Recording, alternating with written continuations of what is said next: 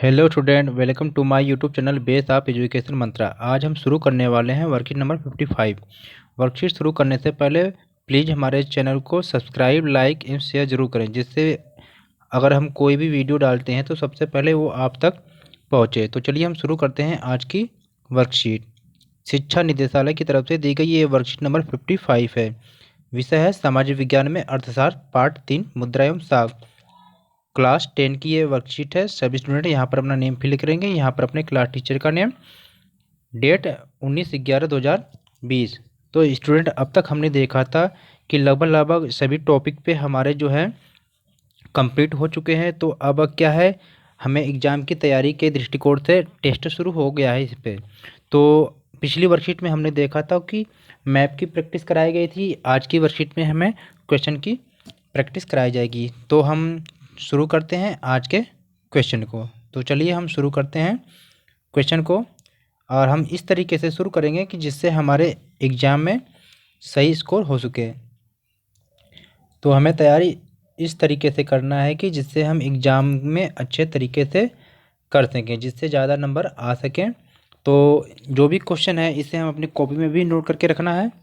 तो चलिए हम शुरू करते हैं आज के क्वेश्चन को। ये आपके अर्थशास्त्र के चैप्टर 3 का है, मुद्रा एवं साख। आपका जो पहला क्वेश्चन है, मुद्रा के आधुनिक रूपों में कौन शामिल है? कागज के नोट, सोने के सिक्के, चांदी के सिक्के, तांबे के सिक्के। प्राचीन काल में हमने देखा था कि तांबे के सिक्के, चांदी के सिक्के, सोने के सिक्के, ये सब सिक्के प्राचीन काल में प्रचलन में थे। लेकिन वर्तमान समय में देखा जाए तो आपके जो है कागज के नोट प्रचलन में हैं। तो चलिए हम देखते हैं अगले क्वेश्चन को। क्वेश्चन है 2, बांग्लादेश में ग्रामीण बैंक की स्थापना का श्रेय किससे जाता है? तो बांग्लादेश में 2006 में ग्रामीण बैंक की स्थापना हुई थी। तो इसमें पूछा गया कि बांग्लादेश में जो ग्रामीण बैंक है इसकी स्थापना किसने किया था? तो इसमें ऑप्शन में दे रखा है अभिजीत बनर्जी, डॉक्टर मनमोहन सिंह, अमर्त्य सेन, मोहम्मद यूनुस। तो इसमें जो आपका राइट आंसर है ऑप्शन 4, मोहम्मद यूनुस। चलते हैं हम अगली क्वेश्चन की तरफ। क्वेश्चन 3, जमा का बड़ा हिस्सा बैंक किस पर इस्तेमाल करता है? मतलब पूछा जा रहा है कि आप जब भी बैंक में पैसा जमा करने जाते हैं तो जो बैंक आपसे जो जमा आपका जो पैसा जमा करता है उसका जो ज़्यादा से ज़्यादा जो हिस्सा है वो उसका इस्तेमाल वो कहाँ पर बैंक करता है? नई शाखाएं खोलने के लिए, या कर का भुगतान करने के लिए, ऋण पर ब्याज का भुगतान करने के लिए, ऋण देने के लिए। तो जो आपका राइट आंसर है ऑप्शन 4, ऋण देने के लिए। स्टूडेंट, आप भी चाहते हैं कि जब कभी आप बैंक में पैसा जमा करने जाते हैं या निकालने जाते हैं, तो जब आप पैसा जमा करने जाते हैं तो बैंक आपको जो है उसका ब्याज नहीं देता है, लेकिन जब आप पैसा निकालने जाते हैं तो उस दिन का आपको ब्याज बैंक देता है। तो इस बात का ध्यान रखें कि जब भी पैसा आप जमा करने जाते हैं जिस दिन, उस दिन का ब्याज आपको नहीं मिलता है, लेकिन जब पैसा निकालने जाते हैं तो उस दिन का आपको ब्याज मिलता है। क्योंकि बैंक को ये नहीं पता होता कि आप किस दिन पैसा जमा करने जाते हैं, इसलिए बैंक उस दिन का पैसा वो नहीं लगाता है ब्याज पे। लेकिन जिस दिन आप पैसा निकालने जाते हैं तो बैंक को ये नहीं पता होता कि आप उस दिन पैसा लेने जाते हैं, तो आपका पैसा जो क्या है उस दिन का वो ब्याज पे लगा चुका होता है। तो इसलिए आपको जब भी पैसा निकालने जाते हैं बैंक से तो उस दिन का आपको ब्याज मिल जाता है। तो चलिए हम देखते हैं अगले क्वेश्चन को। क्वेश्चन 4, इसमें दिखा है रेखांकित शब्दों को सही करके वाक्य को दोबारा लिखिए। तो आपको जो रेखांकित वाक्य है इसमें औपचारिक स्रोत है। तो इस सेंटेंस में आपको कुछ मिस्टेक है जो आपको सही करके आप इसका आंसर आपको लिखना है। सेंटेंस हम पढ़ते हैं, जमींदार द्वारा दिया गया ऋण साख के औपचारिक स्रोत का उदाहरण है। जब हम इस चैप्टर को कर रहे थे तो हमने पढ़ा था औपचारिक स्रोत और अनौपचारिक स्रोत। तो औपचारिक स्रोत में हमने देखा था बैंक, सहकारी समितियां इत्यादि, इसमें क्या औपचारिक स्रोत है जहाँ पर सारे नियम कानून रहते हैं। और इसके अपोजिट, इसके ठीक उल्टे में हमने देखा था अनौपचारिक स्रोत। इसमें आपके जमींदार होते हैं, दोस्त होते हैं, रिश्तेदार होते हैं जिनसे हम ऋण लेते हैं, जिनके क्या है ब्याज की दर की कोई भी लिमिट नहीं होती है, ना कोई नियम होता है। तो इस सेंटेंस में हमको सही करके लिखना क्या है, तो हमें ये औपचारिक स्रोत को हटा देना है, क्योंकि ये जो जमींदार के द्वारा जो दिया गया ऋण होता है ये औपचारिक नहीं होता है, अनौपचारिक होता है। तो आपको सेंटेंस में अनौपचारिक करके लिखना है। क्या लिखना है? अनौपचारिक स्रोत। तो आपका सेंटेंस पूरा हो जाएगा, जमींदार द्वारा दिया गया जो ऋण साख के अनौपचारिक स्रोत का उदाहरण है। चलते हैं हम अगली क्वेश्चन की तरफ। क्वेश्चन है 5, रिक्त स्थान की पूर्ति करना है। यहाँ पर जो आपका रिक्त स्थान है इसमें आपको सेंटेंस को फिल करना है। भारत में ऋण के औपचारिक क्षेत्र की गतिविधियों की निगरानी करता है, मतलब कि यहाँ पर आपको वो फिल करना है जो औपचारिक क्षेत्र की गतिविधियों को निगरानी करता है। तो यहाँ पर आपका राइट आंसर क्या हो जाएगा, RBI, reserve bank of India.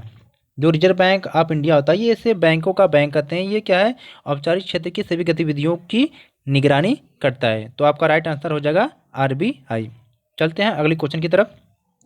Question number 6, नीचे दिए गए प्रश्न में दो प्राकथन दिए गए हैं, एक संकल्पना और दूसरा कारण है।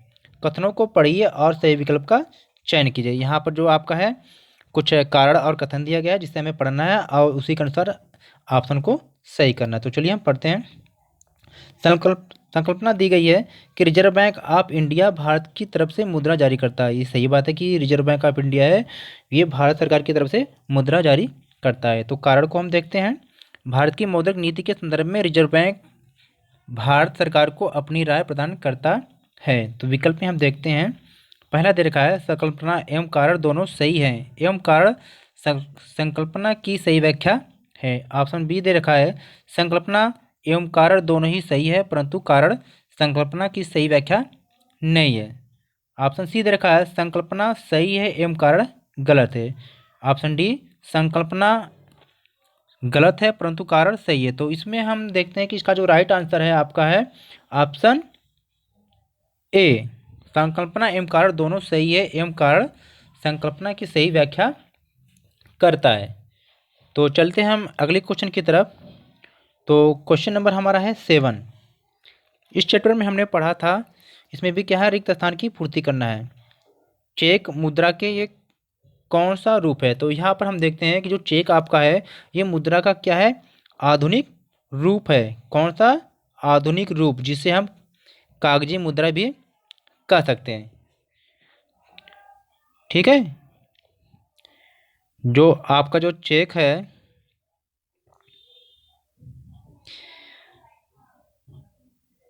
ये आपका क्या हो जाएगा, आधुनिक मुद्रा या कागजी। ठीक है स्टूडेंट, तो यहाँ पर आपको फिल कर देना है कि चेक जो है मुद्रा का कौन सा है, ये आधुनिक रूप का उदाहरण है जिसे क्या कागजी मुद्रा भी कह सकते हैं। देखते हैं हम अगले क्वेश्चन को। क्वेश्चन नंबर 8,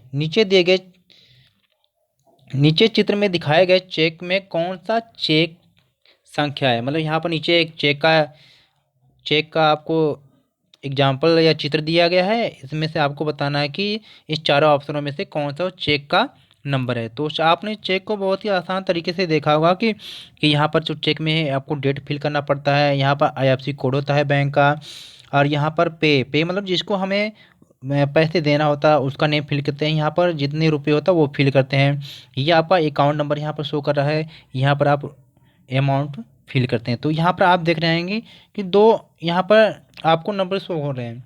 तो जो आपका ये पहला सेकेंड वाला है ये बैंक द्वारा दिया गया एक कोड होता है, और जो आपका सेकेंड है ये आपका क्या होता है, चेक संख्या है। तो आपका जो दिए गए ऑप्शन में जो सही है वो आपका कौन सा है, ये ऑप्शन डी आपका सही हो जाएगा। ये आपका दे रखा ना कि जो पहला डिजिट होता है आपका ये आपका चेक संख्या होता है। तो चलिए हम देखते हैं अगले क्वेश्चन को। हमारा अगला क्वेश्चन क्या है, क्वेश्चन 9।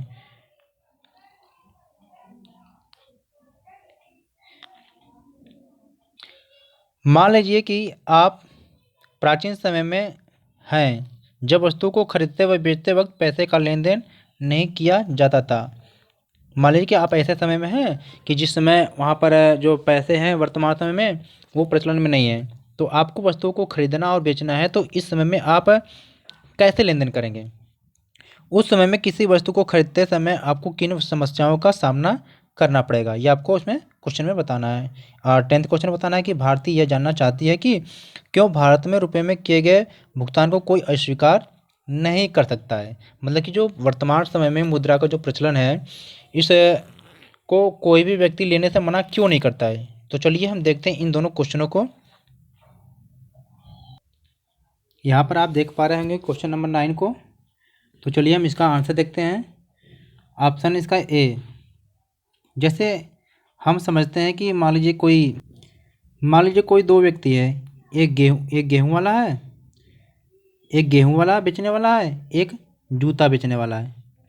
तो जैसे अगर गेहूं वाला जो व्यक्ति है, मान लीजिए उसे जूते की आवश्यकता हो, और लेकिन जूते वाला जो व्यक्ति है उसे गेहूं की आवश्यकता ना हो, तो इस कंडीशन में क्या है कि बहुत सारी समस्या का सामना करना पड़ सकता है। जैसे हमें क्या है, गेहूं अगर हम लिए हैं, हमें जूता चाहिए, तो हमें ऐसे व्यक्ति की तलाश करनी पड़ेगी जिसे भी क्या है जूता बेचना हो और उसे गेहूं की आवश्यकता हो। हो सकता है कि जो ये जूता वाला हो उसे गेहूं की आवश्यकता ना हो, उसे कपड़े की आवश्यकता हो। तो इस कंडीशन में होता क्या है कि दो व्यक्तियों को, ऐसे व्यक्तियों को ढूंढना पड़ता है कि जो एक दूसरे की वस्तु को ले सकें या आदान प्रदान कर सकें, क्योंकि उसमें मुद्रा का प्रचलन नहीं था, वस्तु विनिमय प्रणाली थी। तो इस क्वेश्चन में हम देखेंगे कि पहला है वस्तु को ढोकर ले जाने की समस्या। जैसे हमें अगर मान लीजिए 4 या 5 बोरी गेहूँ हमारे पास है, तो हमें किसी दूसरी वस्तु लेनी है, तो हमें इस सामान को ढोकर ले जाना पड़ता था, और शायद वो अगर हमारा गेहूँ नहीं लेता था तो वो सब सारे सामान ढोकर, ये सब सारी समस्या होता था। दूसरे पॉइंट में क्या है, आवश्यकताओं के दोहरे संयोग की समस्या।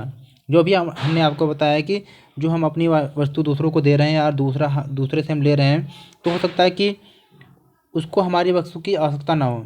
हमें ऐसा व्यक्ति ढूंढना पड़ेगा जो हमारी वस्तु ले सके और अपनी वस्तु दे सके।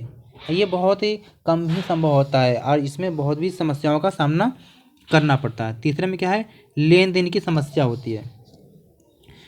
चौथे पॉइंट में देखा स्टॉक की समस्या, मतलब कि हमारे पास अगर हम 4 या 5 बोरी गेहूँ हैं, तो उस समय होता था कि इसको लंबे समय तक संभाल पाना बहुत ही मुश्किल होता था, तो यहाँ पर स्टॉक की भी समस्या हो जाती है। तो चलिए देखते हैं अगले क्वेश्चन को। हम क्वेश्चन 10 को हमने पढ़ा था कि भारतीय जानना चाहती थी कि भारत में जो रुपये का जो भुगतान है, इस प्रणाली को कोई लेने से मना क्यों नहीं करता था। तो इसका राइट आंसर हो जाएगा क्योंकि यह भारत सरकार द्वारा मान्य मुद्रा है। क्योंकि भारत सरकार के द्वारा ये मान्य मुद्रा है, इसलिए कोई भी व्यक्ति इसे लेने से मना नहीं कर सकता है। तो आई होप हमने इस वर्कशीट को बहुत ही आसान तरीके से कंप्लीट कर लिया। और स्टूडेंट, आप सभी जिन्होंने इस चैप्टर को सही तरीके से तैयार नहीं किया है, तो इस चैप्टर को सही तरीके से तैयार कर लें, क्योंकि बेटा जब तक आप चैप्टर को सही तरीके से तैयार नहीं कर पाएंगे, क्वेश्चन को आप नहीं कर पाएंगे। इसलिए मैं आपको यही कहना चाहूँगा कि आप इस चैप्टर को बहुत ही अच्छी तरीके से पढ़ लें, जिससे आप क्वेश्चन को बहुत ही आसानी से कर पाएंगे। क्योंकि आने वाले वर्कशीट में भी हम देखेंगे कि लॉन्ग क्वेश्चन, मतलब दीर्घ उत्तरी क्वेश्चन को भी हम देखेंगे, क्योंकि ये 1 नंबर वाले क्वेश्चन था। अगली वर्कशीट में हम क्या है, दीर्घ उत्तरी क्वेश्चन को देखेंगे। तो मिलते हैं नेक्स्ट वीडियो में। अगर आपको ये वीडियो अच्छी लगी तो इसे लाइक, शेयर और सब्सक्राइब ज़रूर करें, जिससे कि हम अगली वीडियो बहुत जल्दी ही लेकर आएँ। तो टेक केयर, बाय।